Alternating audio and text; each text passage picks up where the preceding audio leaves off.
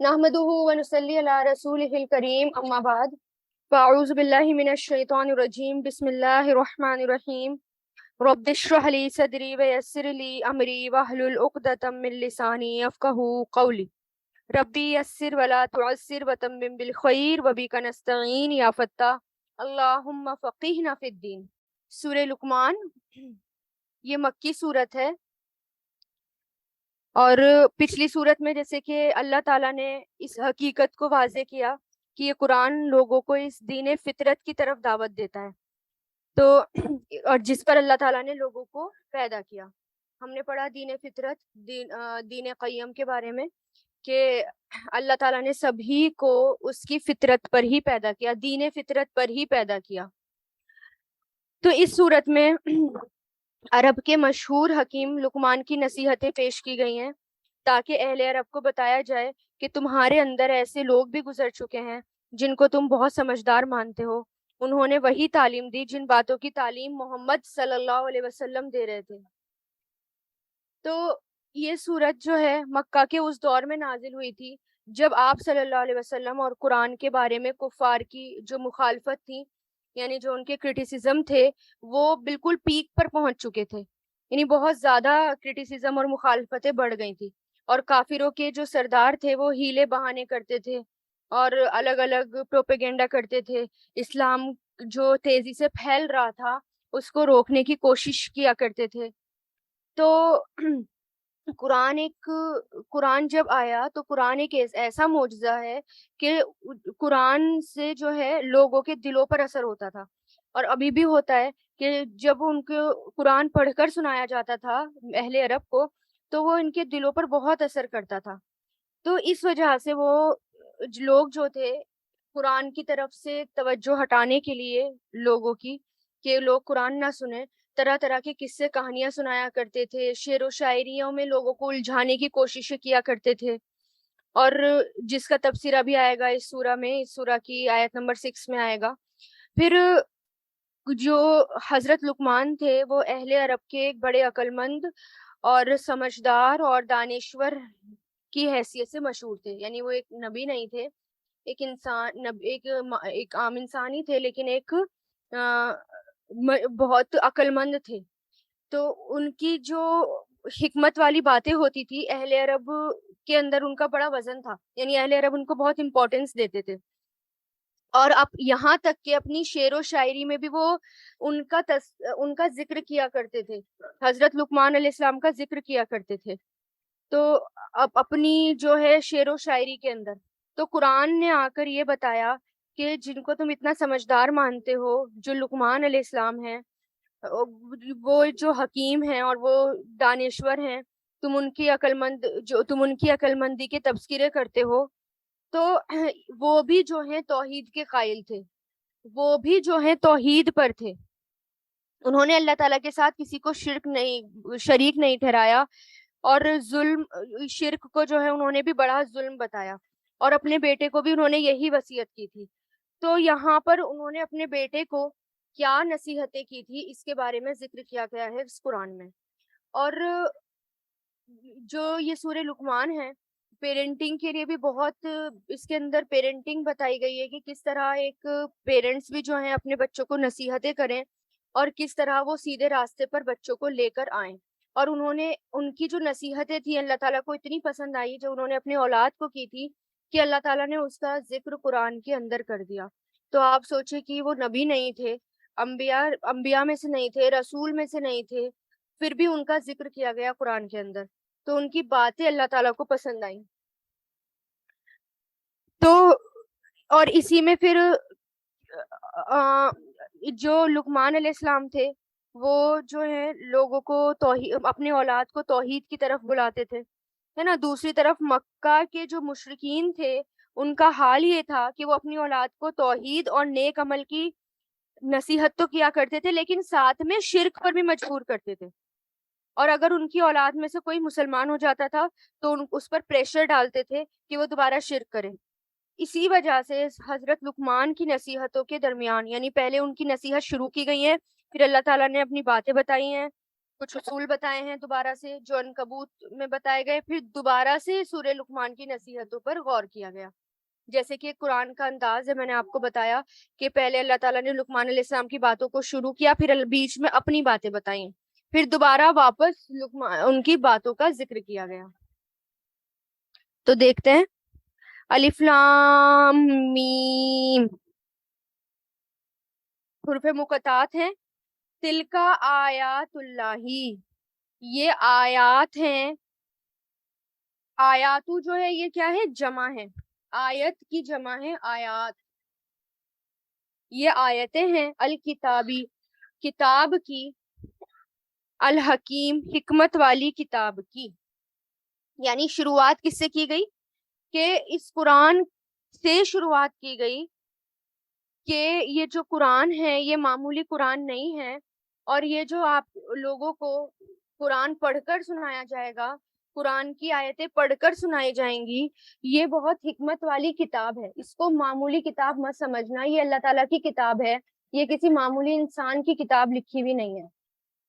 تو جیسا کہ سورت میں بھی بتایا گیا کہ جیسے میں نے ابھی تعارف میں بتایا تھا کہ قرآن کا جو اثر ہے وہ لوگوں پر ہوتا تھا، اور جو لوگ ابھی ایمان نہیں لائے تھے، جب وہ چھپ چھپ کر قرآن کریم سنتے تھے، جس کے نتیجے میں کچھ لوگ اسلام قبول بھی کر لیتے تھے، اور کافر جو تھے، کافروں کے سردار کا تو صورتحال یہ تھا کہ وہ اپنے لیے اس کو خطرہ سمجھ رہے تھے، اس لیے چاہتے تھے کہ قرآن کے مقابلے میں کوئی اور چیز سنا دے ان کو. اسی کوشش میں وہ محنت کرتے رہتے تھے. تو اللہ تعالیٰ کیا کہہ رہے ہیں کہ یہ جو قرآن ہے یہ معمولی قرآن نہیں ہے، اس کو معمولی مت سمجھنا، یہ تو حکمت والی کتاب ہے. اس سے پڑھنے سے حکمت آتی ہے. ہم کہتے ہیں نا اللہ تعالیٰ ہمیں حکمت دو، اللہ تعالیٰ ہمارے بچوں کو حکمت دو. تو حکمت جو آتی ہے نا وہ قرآن کو پڑھنے سے آتی ہے. کچھ حکمت ہوتی ہے وہ اللہ تعالیٰ کی طرف سے ہوتی ہے نا، جو ہے بائی برتھ ہوتی ہے، اور پھر کسی میں اور کچھ حکمت جو ہے وہ قرآن کو پڑھ کر آتی ہے. تو جو چاہتا ہے کہ اس کو حکمت آ جائے، سمجھداری آ جائے، تو وہ کیا قرآن کو پڑھے، کیونکہ یہ کتاب ہی حکمت والی کتاب ہے، ہمیں حکمت سکھاتی ہے. ہدن کیا ہے اس میں؟ ہدن ہدایت ہے، ورحمتن اور رحمت ہے، للمحسنین محسن کے لیے. محسن احسنا یحسنو سے محسن فاعل جمع، ہا سین نون اس کے روٹ لیٹرز ہیں، محسنین کے لیے. تو محسن یعنی یہ جو ہدایت ہے اور یہ رحمت ہے ان لوگوں کے لیے جو نیک کام کرتے ہیں، جو احسان کرتے ہیں، جو محسن ہیں. محسن کون ہوتا ہے؟ محسن وہ ہوتا ہے جو اللہ تعالیٰ کی طرف سے جو فرائض ہوتے ہیں ان فرائض کی پابندی کرے. اللہ تعالیٰ کی طرف سے جو ہمارے اوپر جو چیزیں فرض کر دی گئی ہیں، قرآن کے اندر بتا دی گئی ہیں، ان کی پابندی کرے، جس سے ایمان بھی درست ہوتا ہے نا، اور اس کا عمل بھی درست ہو. تو کیا ہے یہ ہدایت ہے، یعنی اسی سے ہمیں ہدایت ملتی ہے، اسی سے ہمیں سیدھا راستہ ملتا ہے، اور اسی سے رحمت بھی آتی ہے. جب ہم قرآن پڑھتے ہیں، سمجھتے ہیں، تو یہ رحمت اس سے نازل ہوتی ہے اللہ تعالیٰ کی. الذین وہ لوگ جو یقیمون، اب یہاں پر دیکھیں، یہاں پر کیا بتایا اللہ تعالیٰ نے کہ قرآن، ایک تو شروعات قرآن سے کی گئی، قرآن حکمت والی کتاب ہے، یہ ہدایت ہے، یہ رحمت ہے محسنین کے لیے. اب محسن کون ہے؟ آیت نمبر 4 میں اللہ تعالیٰ یہ بتا رہے ہیں کون ہے جو محسن ہے، احسان کرنے والے ہیں.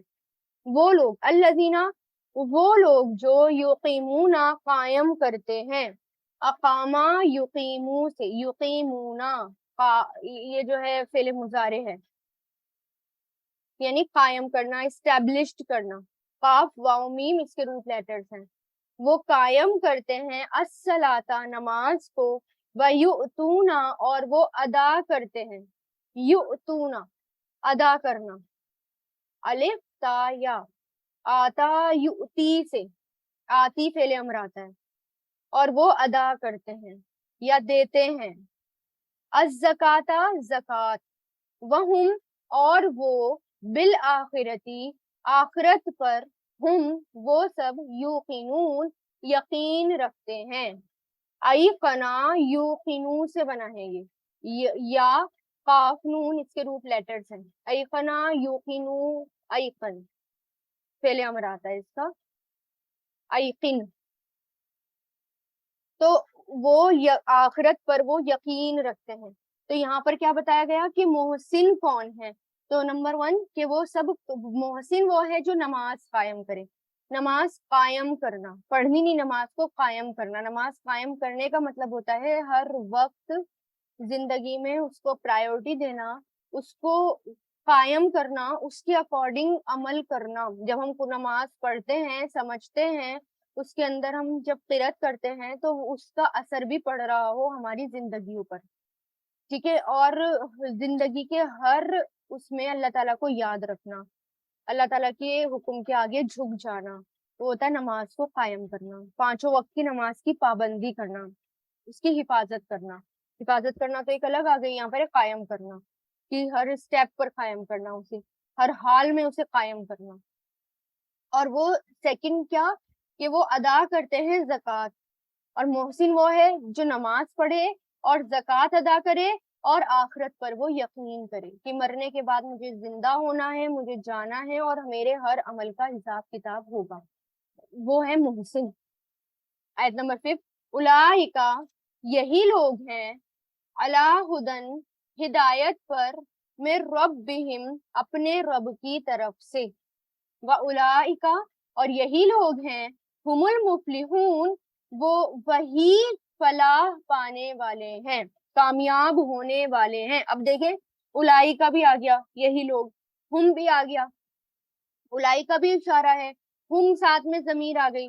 जब इस तरह का अंदाज आता है, जब दोनों चीजें साथ में आती हैं, इशारे आ गए ना एक तरह से, दोनों ही साथ में आ गए, इकट्ठे आ गए, तो इसका मतलब ये होता है कि इस बात में हैवी फोर्स डाला गया है, हैवी ताकीद डाली गई है, और बहुत जोरदार अंदाज में ये बात कही जा रही है कि यही है, यानी उलाई का हम अगर आ जाए, यही लोग हैं मुफलिहून, कामयाब होने वाले, फलाह पाने वाले। फालाम हा, फलाह, अफलाहा युफलिहू से मुफलिह, फलाह पाने वाले। तो अब ये आयत हमने सूरह बकरा में भी यही सिफत बताई गई मुत्तकियों की, है ना। जब वो कौन लोग, वो लोग जो मुत्तकी हैं, उनकी सिफत बताई गई। और क्या सिफत बताई गई मुत्तकी लोगों की? और जो हम पहले पढ़ चुके हैं कि नमाज कायम करना, ज़कात अदा करना और आखिरत पर यकीन करना, सूरह बकरा के शुरू में हम पढ़ चुके। और यही अंदाज बताया गया है कि यही लोग हैं जो कामयाब होने वाले हैं। यहाँ पर भी सेम मोहसिनीन की सिफत बताई गई है। ये तो इसका मतलब क्या है, अगर हमें मोहसिन बनना है, अगर हमें मुत्तकी बनना है, तो हमें, हम ये जो हिदायत है अल्लाह ताला बता रहे हैं, दे रहे हैं, इस पर अमल करना है, तभी हम मोहसिनीन बन पाएंगे और मुत्तकी बन पाएंगे। इन हिदायत के होते हुए भी लोगों का तर्ज अमल क्या है? तो यानी यही लोग हैं जो फलाह पाने वाले हैं। आयत नंबर 6 देखें, वमिनन नासी, और लोगों में से, मन वो है जो यश्तरी, खरीदता है, इश्तरा, यश्तरी, शीन रॉया रूट लेटर्स, खरीदना और बेचना दोनों के लिए ये लफ्ज इस्तेमाल होता है। और एक काम के बदले दूसरे को इख्तियार करने के लिए भी इस तरह का लफ्ज इस्तेमाल होता है। तरजीह देने के मायनों में भी ये लफ्ज इस्तेमाल होता है ना।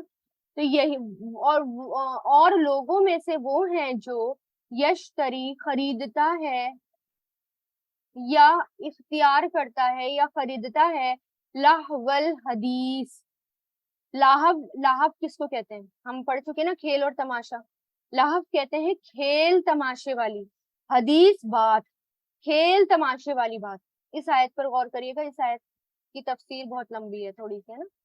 ली युदिल्ला, ताकि वो भटकाए, अदल्ला युदिल्लू से बनाए, ताकि वो भटकाए।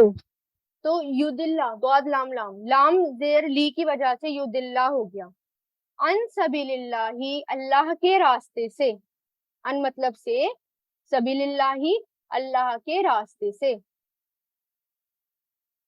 बिगैरी इल्मिन, बगैर इल्म के, वयत्तखिज़हा, और वो बनाता है उसे, वा मतलब और, اتخذا یتخذو سے بنا ہے، ٹھیک ہے، اور یتخذا ہو گیا کیونکہ جو یہ لام زیر لی یدلہ پہ لگ رہا ہے نا، وہی یہاں پر اپلائی ہو رہا ہے، تاکہ وہ، اور وہ بناتا ہے اسے ہزون مذاق، کھیل مذاق، اولئکا یہی لوگ ہیں، لہم ان کے لیے عذاب، عذاب ہے، مہین ذلیل کرنے والا، رسوا کرنے والا، ذلت والا عذاب، مہین جسے کہتے ہیں مہین، ذلت والے عذاب کو ہیوملیٹنگ کے لیے آتا ہے. اچھا، اور لوگوں میں سے وہ ہے جو خریدتا ہے یا اختیار کرتا ہے لہو الحدیث یعنی کھیل تماشے والی بات، تاکہ وہ بھٹکائے اللہ کے راستے سے بغیر علم کے، اور وہ بناتا ہے اسے مذاق، یہی لوگ ہیں ان کے لیے عذاب ہے مہین ذلیل کرنے والا. یہاں اشارہ ایک خاص شخص کی طرف ہے جو مکہ میں، جس نے ایک مہم چلائی تھی کہ لوگوں کو قرآن سے دور کرنے کے لیے، دین سے ہٹانے کے لیے. سیرت ابن ہشام میں محمد بن اسحاق کی یہ روایت نقل کی گئی ہے کہ جب آپ صلی اللہ علیہ وسلم کی دعوت کفار مکہ کی ساری کوششوں کے بعد بھی جب پھیلتی جا رہی تھی، مخالفتیں جو ہیں یعنی مخالفتوں کے باوجود اللہ کی دعوت لوگوں کے دلوں کو چھو رہی تھی، عام ہو رہی تھی، تو ایک شخص تھا نضر بن حارث، اس کی طرف اشارہ ہے، یعنی ایک تاجر تھا وہ، نضر بن حارث. وہ تجارت کے لیے نا، یعنی بزنس کے لیے غیر ملکوں کا سفر کیا کرتا تھا، یعنی سب باہر کا سفر کیا کرتا تھا، یعنی ایران سے وہاں کے بادشاہوں، یعنی ایران، عراق وغیرہ الگ الگ سفر کیا کرتا تھا وہ. تو اس نے لوگوں سے کہا کہ جس طرح تم اس شخص کا مقابلہ کر رہے ہو، یعنی محمد صلی اللہ علیہ وسلم کا مقابلہ کر رہے ہو، اس سے کام نہیں چلے گا. یہ شخص تمہارے درمیان بچپن سے ادھیڑ عمر کو پہنچ چکا، آج تک وہ اپنے اخلاق میں تم سب سے بہتر آدمی ہے، سب سے بہتر آدمی تھا، سب سے زیادہ سچا، سب سے زیادہ بڑھ کر امانت دار. اب تم کہتے ہو کہ وہ کاہن ہے، شاعر ہے، مجنون ہے. آخر ان باتوں کا کون یقین کرے گا؟ یہ لوگ، یہ جو اہل عرب ہے، کیا یہ ساحروں کو نہیں جانتے، یعنی جادوگروں کو نہیں جانتے کہ وہ کس قسم کی جھاڑ پھونک کرتے ہیں؟ کیا یہ لوگ، ان لوگوں کو معلوم نہیں کہ کاہن کس طرح کی باتیں کرتے ہیں؟ کیا لوگ شعر و شاعری سے واقف نہیں؟ کیا لوگوں کو مجنون اور جنون کی کیفیات کا علم نہیں؟ کیا لوگوں کو پتا نہیں کہ مجنون کون ہوتے ہیں، جن میں جنون ہوتا ہے وہ کون ہوتے ہیں؟ تو ان الزام میں کون سا الزام صحیح ہے جو آپ صلی اللہ علیہ وسلم پر فٹ بیٹھتا ہو کہ تم اس بات کا یقین دلا کر عام عوام کو اپنی طرف، ان کی طرف جانے سے روک لو گے، یعنی عام عوام کو ان کی طرف متوجہ ہونے سے روک لو گے؟ تو وہ کہہ رہا تھا ٹھہرو، اس کا علاج میں کرتا ہوں. تو ٹھہرو، اس کا علاج میں کرتا ہوں. تو اس کے بعد وہ مکہ سے ایران گیا، اور وہاں سے جو ہے وہ شاہان عجم کے قصے اور رستم اور اعظم دیار کے داستانے اور بہت سی کہانیاں لا کر مکہ میں قصے وغیرہ کی محفلیں اس نے سجائیں، تاکہ لوگوں کی توجہ قرآن سے ہٹے اور وہ ان کہانیوں میں کھو جائیں. تو ہے نا، تو اور جو ہے وہ کہتا ہے کہ قرآن جو ہے لوگوں کے دلوں پر اثر کرتا ہے، اور دیکھیں ہم بھی دیکھ رہے ہیں کہ ہمارے دلوں پہ قرآن ہمارے دلوں پہ کتنا اثر کر رہا ہے. تو حضرت ابو بکر کے بارے میں آپ پڑھ چکے ہیں کہ حضرت ابو بکر رات کو جب اپنے گھر میں، جس جگہ کو انہوں نے مسجد بنا رکھی تھی، وہاں جو ہے وہ تیز آواز میں قرآن پڑھتے اور روتے. تو مکہ کی عورتیں بھی کیا کرتی تھی، بچے اور وہاں کی عورتیں اور بچے جو وہاں سے گزرتے تھے رک جاتے تھے کہ یہ شخص کیوں رو رہا ہے. تو اس پر انہوں نے اور وہ جو ہے جب رک جاتے تھے، تو جب وہ قرآن سنتے تھے تو قرآن ان کے دلوں پر اثر کرتا تھا. اس پر کیا کرا مشرکین مکہ نے؟ ان کو خاموش کرا دیا، حضرت ابو بکر کو خاموش کرا دیا کہ تم آہستہ پڑھا کرو، اس سے بچوں پر برا اثر پڑتا ہے. انہوں نے سنوایا نہیں. تو اس سے کس طرح سے چپ کرایا گیا؟ تو اس لیے انہوں نے کبھی شعر و شاعری، کبھی کچھ اس طرح کی چالیں چلی. تو اس لیے اس شخص نے ایک چال چلی، جس وقت آپ صلی اللہ علیہ وسلم قرآن پڑھتے تو یہ کہانیاں سنا تھا، دوسری طرف جب انہیں امپورٹڈ کہانیاں سنائی جاتی تو ان کی دلچسپی اور بڑھ گئی، کیونکہ یہ باہر کی کہانیاں تھی نا. یعنی ایران گیا تو وہاں کے بادشاہوں کے قصوں پر مشتمل کتابیں خرید لایا، ہے نا, اور کہیں اور گیا تو وہاں کی کہانیاں کس سے کہانیاں خرید کے لے آیا, تو لوگوں کو بڑا انٹرسٹ آنے لگا, نئی نئی چیز تھی. تو اس طرح انہوں نے قرآن کے مقابلے میں دوسری چیز لا کر لوگوں کو بھٹکانا شروع کر دیا. یہ مشرکین مکہ نے ایک چال چلی. ابن عباس کہتے ہیں اس نے ایک اور چال بھی چلی. ابن عباس کہتے ہیں کہ نظر نے اس مقصد کے لیے گانے گانے والی لونڈیاں بھی خریدی, جس کے بارے میں وہ سنتا کہ آپ صلی اللہ علیہ وسلم کی باتیں اس پر اثر کر رہی ہیں, وہ آپ صلی اللہ علیہ وسلم کی باتوں سے متاثر ہو رہا ہے, تو اس پر وہ اپنی ایک لونڈی مسلط کر دیتا, مطلب کون سی, باندی, گانے والی, اور اس سے کہتا کہ اس کو خوب کھلا پلا اور اس کو گانا سنا اور اس کے دل پر سے, تاکہ یہ قرآن کا اثر ہٹ جائے. اور جو زیادہ دلچسپی لیتا قرآن میں تو اس کا زیادہ پیچھا کرتا. یہ بہت بڑی چال تھی جو اس دور میں چلی گئی تھی. اور اور اسی کے بارے میں آتا ہے لہو الحدیث. لہو الحدیث کس کو کہتے ہیں, یہاں پر ایک اس کو چاہے انڈر لائن کر لیجئے, لہو الحدیث کے بارے میں کہ کیا ہے یہ, اس شخص کے بارے میں کہ ایک تو قرآن جب پڑھ کر سنایا جا رہا ہوتا تھا تو وہ باہر سے نئی نئی چیزیں لا کر, قصے کہانیاں لا کر سنایا کرتا تھا, اور دوسرا گانے بجانے. تو لہو الحدیث وہ ایسی بات یا ایسی چیز یا ایسا علم ہے جس کے ساتھ انسان اپنا وقت گزارتا ہے, اور وہ انسان کو اپنے اندر مشغول کر لیتی ہیں, اور وہ اس سے لذت بھی حاصل کرتا ہے. یعنی اس کو ایک ایڈکشن ہو جاتی ہے, چاہے وہ کتابیں ہوں, چاہے وہ کچھ دوسری چیزیں ہوں, چاہے وہ گانے ہوں, میوزکس ہوں, ایسی چیزیں جس کی طرف انسان کی حیوانی طبیعت مائل ہو, یعنی انسان جو ہے اٹریکٹ ہو جائے, تو اور اس کی خواہشات نفس کو وہ اور بڑھاتی ہوں. بےہودہ باتیں بھی ہوتی ہیں جس سے انسان جو ہے نہ, ایسی باتیں جن کے نہ تو کوئی سر ہوتے ہیں نہ پیر ہوتے ہیں, تو اس کو لہو الحدیث کہا جاتا ہے. تو لاہول گانے بجانے کے لیے بھی لاہول حدیث کا لفظ استعمال ہوا, اور میوزیکل انسٹرومنٹ کے لیے, بلکہ میوزیکل انسٹرومنٹ کے لیے بھی لاہول حدیث کا لفظ استعمال ہوا. حضرت عبداللہ بن مسعود سے پوچھا گیا کہ اس آیت میں لاہول حدیث سے کیا مراد ہے, تو انہوں نے 3 بار زور دے دے کر فرمایا, خدا کی قسم اس سے مراد گانا ہے. اسی طرح آپ صلی اللہ علیہ وسلم نے فرمایا, اب دیکھیں ذرا گانا گانے والے یا گانا سننے والے اور گانا گانے والوں کے بارے میں کیا آتا ہے حدیثوں میں. آپ صلی اللہ علیہ وسلم نے فرمایا, مغنیہ مطلب گانا گانے والی عورت کا بیچنا, خریدنا اور ان کی تجارت کرنا حلال نہیں, اور نہ ہی ان کی قیمت لینا حلال ہے. اس دور میں نا گانے کا کام غلام عورتیں کرتی تھیں. اب ذرا سوچے کتنا عام ہو گیا ہے نا, میوزک سنانا, گانے سنانا, گانا سنوانا, اور اس کو ہم گناہ نہیں سمجھتے, اور جبکہ یہ حلال ہی نہیں ہے, اس کی کمائی حلال ہی نہیں ہے. ایک اور روایت میں آتا ہے کہ ان کی قیمت کھانا حرام ہے.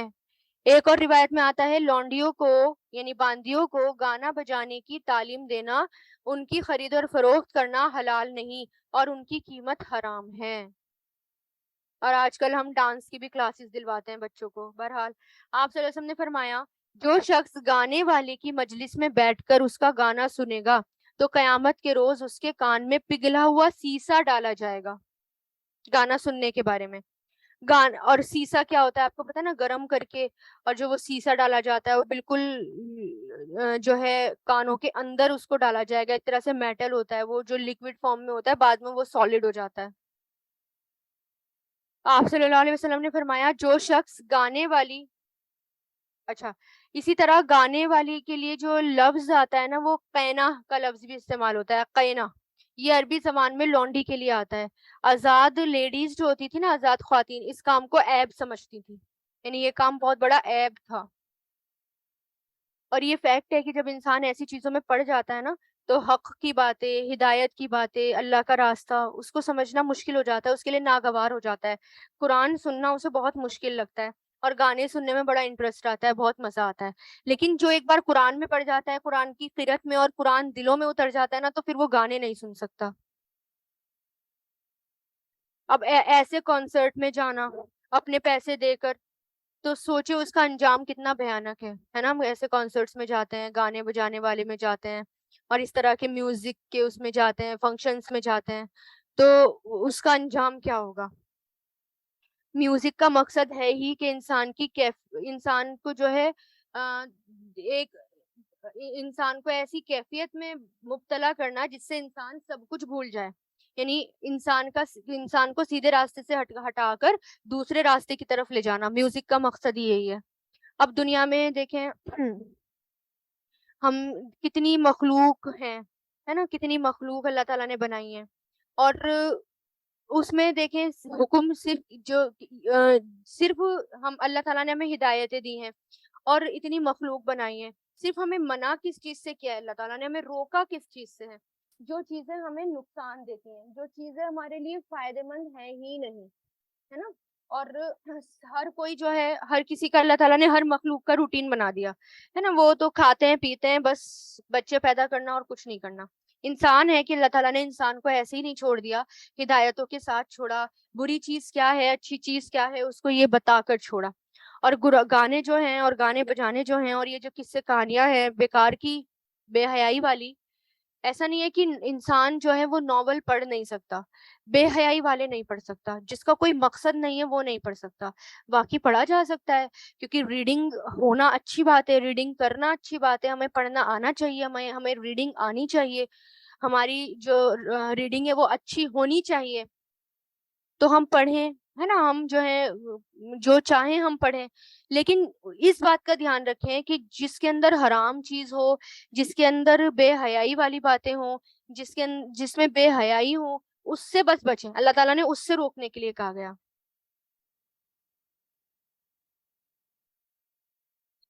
قدادہ اس آیت کی تفسیر میں کہتے ہیں کہ ممکن ہے کہ اس نے مال کے ساتھ نہ تو خریدا ہو بلکہ اسے اچھا جانا ہو، تو یہ بھی اس کا خریدنا ہے۔ یعنی مان لیجئے کہ گانے بجانے والی ہے، اس نے بھلے ہی اس نے نہ خریدا ہو لیکن اس کام کو کسی نے اچھا جانا ہو، تو وہ بھی جو ہے خریدنے کی برابر ہے۔ اب اس کام کو ہمیں اچھا بھی نہیں جاننا، جو کام برا ہے وہ برا ہے۔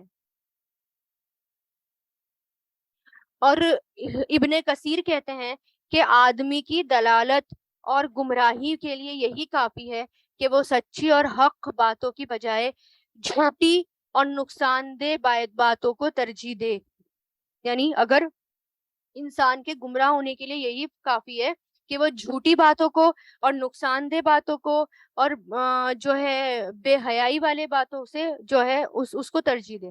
اس سے ہی پتہ چلتا ہے کہ کوئی بھی چیز جو انسان کو غافل کرنے والی ہو، انسان کو اپنے اندر مشغول کر دینے والی ہو، تو اس سے جو ہے دور رہنا چاہیے، جس سے اس کے دین پر، ایمان پر اور آخرت پر اثر پڑے، انسان یہ سب کچھ بھول جائے، تو ایسی باتوں سے بچنا چاہیے۔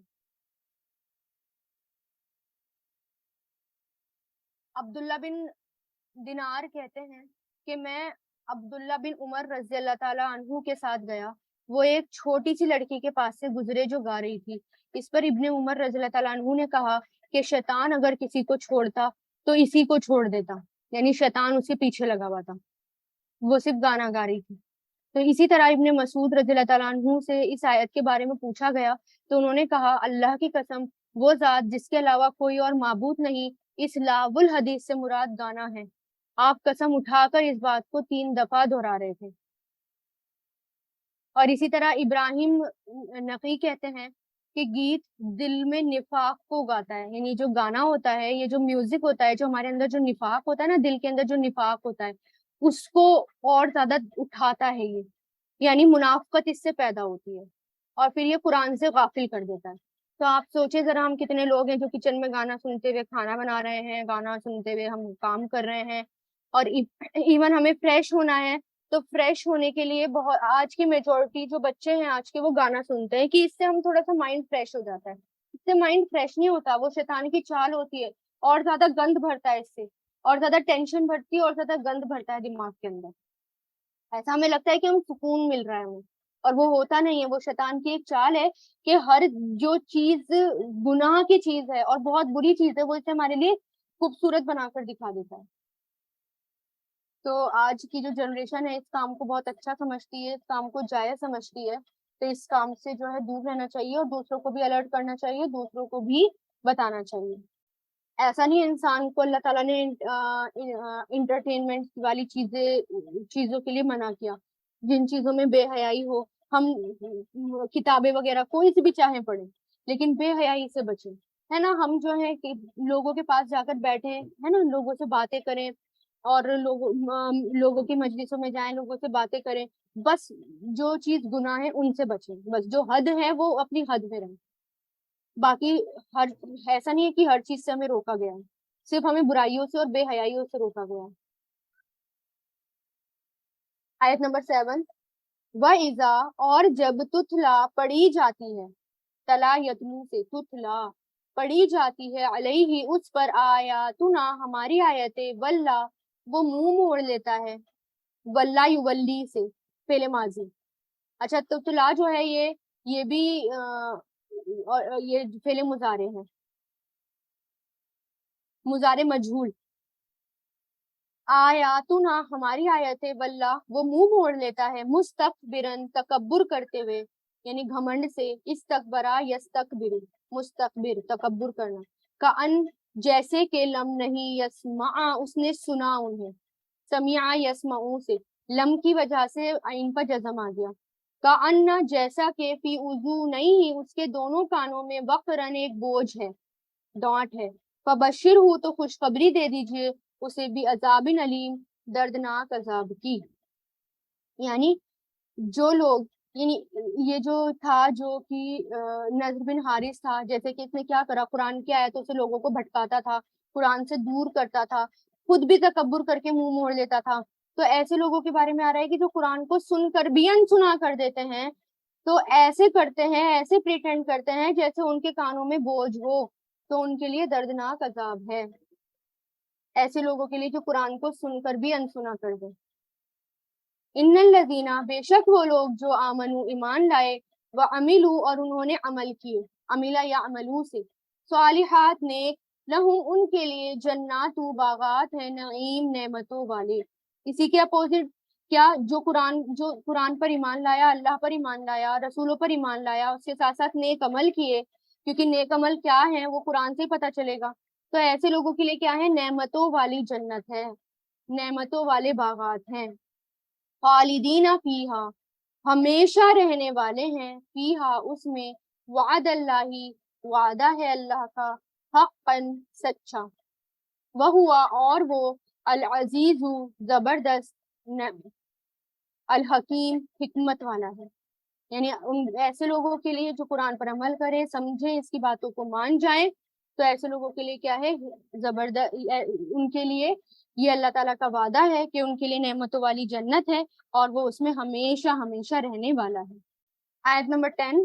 خلق اس نے پیدا کیا، یعنی کون ہے اللہ جس کو تم اللہ تعالیٰ کو جھٹلا رہے ہو، بار بار معجزے مانگ رہے ہو، اللہ تعالیٰ کی نشانیاں اللہ تعالیٰ دکھا رہے ہیں. اس نے پیدا کیا السماوات آسمانوں کو، بغیر بغیر، عمدن ستونوں کے، عمد کس کو کہتے ہیں، پلرز کو، بغیر پلرز کے، ترونہا تم دیکھتے ہو اسے، را یا را سے بنایا، ترونہا، وَأَلْقَى اور اس نے ڈال دیے، القا یلقی سے، لام قافیہ فعل ماضی، فل اردی زمین میں، رواسیا پہاڑ، ان کے تمیدہ نہ وہ ڈھلک جائے، اس کے اندر نہ بھی آئے گا، محذوف ہے، ٹھیک ہے. تمیدہ، تمیدہ کہتے ہیں لڑک جانے کو، ادھر ادھر لڑک جانے کو، ہلنے کو تمیدہ کہتے ہیں. شیک کرنے کو، بیسیکلی شیک کرنے کو. میم یا دال اس کے روٹ لیٹرز ہیں، مادہ یمیدو سے، تمیدہ، مادہ تمیدو. تو یہ جو ہے دال کے اوپر زبر آ گیا ان کی وجہ سے، کہ نہ وہ ڈھلک جائے، بکم تمہیں لے کر، وبسا اور اس نے پھیلا دیے، بسا با سا اس کے روٹ لیٹرز ہیں، بسا مطلب ہوتا ہے پھیلانا، بسا یا بسو، ابسوس یا بسا، فیہا اس میں، من کل دابہ ہر قسم کے جاندار، وانزلنا اور اس نے نازل کیا، انزلہ ینزلو سے، من السمائی آسمان سے، ماء پانی، فانبتنا پھر اس نے اگائے، انبتا ینبتو سے، انبتنا پھر ہم نے اگائے، فیہا اس میں، من کل زوجن ہر قسم کے، زوجن جوڑے، کریم عمدہ، ہر قسم کے عمدہ جوڑے. یعنی اب یہاں پر اللہ تعالیٰ بتا رہے ہیں کہ اس نے پیدا کیا، یہ دیکھو نشانیوں کی طرف غور کرو کہ اس نے آسمان کو بغیر کسی پلرز کے پیدا کر دیا، بغیر ستونوں کے آسمان کو پیدا کر دیا، اور وہ کھڑا ہوا ہے، وہ ہمارے اوپر ہے، ایک چھت ہے، اور اس کے اندر ہمیں کوئی پلر نظر نہیں آتا۔ اور اسی طرح زمین جو تھی وہ ہل رہی تھی، اور پانی پر تھی، ہل رہی تھی۔ اللہ تعالیٰ نے ہمیں اس پہاڑ اس کے اندر گاڑ دیے، پہاڑوں کو لگا دیا، جما دیا، تاکہ وہ سٹیبل ہو جائے اور ہمیں لے کر وہ لڑکے نہ، ادھر ادھر نہ ہو۔ اسی طرح اتنے سارے قسم کے اللہ تعالیٰ نے جوڑے بنائے۔ اسی طرح اللہ تعالیٰ نے آسمان سے پانی برسایا، اور پھر اتنے ہر چیز کے جوڑے اللہ تعالیٰ نے بنا دیے، عمدہ جوڑے، عمدہ قسمیں اللہ تعالیٰ نے بنا دی۔ تو اس آیت سے پتہ چلتا ہے کہ ہر کسی کا جوڑا ہے، کوئی چیز بغیر جوڑے کے پیدا نہیں ہوئی۔ دنیا میں بھی دیکھیں نا، جانوروں کی بھی 10 لاکھ اسپیشیز اللہ تعالیٰ نے بنائی، ایسی معلوم ہوتی ہے، اور سمندر کے اندر بھی اس سے 3 گنا زیادہ مخلوق ہیں۔ اتنی ویرائٹیز اللہ تعالیٰ نے بنائی۔ اور یہ کیا ہے؟ یہ اللہ تعالیٰ کی قدرت ہے، اس کو دیکھ کر پہچانو اللہ تعالیٰ کو۔ ہاذا، یہ ہے، خلق اللہ، تخلیق اللہ کی، فارونی، تو دکھاؤ مجھے، را یا را سے، ارونی، دکھاؤ مجھے، ماذا، کیا، خلقا، پیدا کیا، خلقا یخلقو سے، الذین، ان لوگوں نے، جو من دونہ، اس کے سوا، علاوہ ہیں، بلکہ ظالمون، ظالم لوگ، فی دلال مبین، کھلی ہوئی گمراہی میں ہیں۔ تو اللہ تعالیٰ کیا پوچھ رہے ہیں کہ اللہ تعالیٰ نے اتنی چیزیں بنائی، اللہ تعالیٰ نے ہر چیز بنائی، اور تم اتنی اللہ تعالیٰ نے کریشنز اللہ تعالیٰ کی دنیا میں پھیلی ہوئی ہیں، تو جن کو تم اللہ تعالیٰ کے علاوہ معبود سمجھتے ہو، تو بتاؤ انہوں نے کیا چیزیں پیدا کی، دکھاؤ انہوں نے اس میں سے کچھ اور پیدا کیا تو۔ بلکہ یہ لوگ ظلم کرتے ہیں، اور ظالم جو ہیں وہ کھلی ہوئی گمراہی میں ہیں، انہیں کچھ پتا ہی نہیں، پتا ہونے کے باوجود بھی اگنور کرتے ہیں، اللہ تعالیٰ کو مانتے ہی نہیں، شرک کرنا شروع کر دیتے ہیں۔